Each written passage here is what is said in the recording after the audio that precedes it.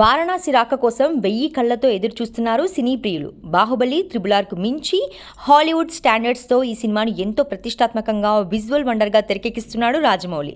ఈ సినిమాతో పాన్ ఇండియాతో పాటు డైరెక్ట్గా హాలీవుడ్ ఎంట్రీ ఇస్తున్నాడు super star Mahesh Babu. Time travel కాన్సెప్ట్తో గ్లోబ్ ట్రాటింగ్ యాక్షన్ అడ్వెంచర్గా వస్తున్న ఈ సినిమా కథ త్రేతాయుగంలోని రామాయణాన్ని కూడా టచ్ చేస్తూ సాగనుంది. ఇప్పటికే అందుకు సంబంధించిన క్లారిటీ కూడా ఇచ్చేశాడు రాజమౌళి. రామాయణ ఎపిసోడ్లో రాముడిగా కనిపించనున్నాడు మహేష్ బాబు. అయితే ఈ ఎపిసోడ్ పూర్తిగా శ్రీరాముడు మరియు కుంభకర్ణుడి మధ్య జరిగే భీకరమైన యుద్ధం మాత్రమేనని తెలుస్తోంది. ఈ యుద్ధంలో శ్రీరాముడితో పాటు హనుమాన్, అలాగే శక్తివంతమైన వానర సేన మాత్రమే కనిపించనుందట. సీతామాత, రావణాసురుడు, అలాగే రామాయణంలోని ఇతర ప్రధాన పాత్రలు కనిపించే ఛాన్స్ లేదట. కేవలం కుంభకర్ణ వధ మాత్రమే ఉంటుందని టాక్. ఈ యుద్ధ సన్నివేశాలు సినిమాకి హైలైట్గా నిలుస్తాయని చిత్ర యూనిట్ భావిస్తోంది. ఇప్పటికే అందుకు సంబంధించిన షూటింగ్ కూడా కంప్లీట్ అయినట్టుగా సమాచారం.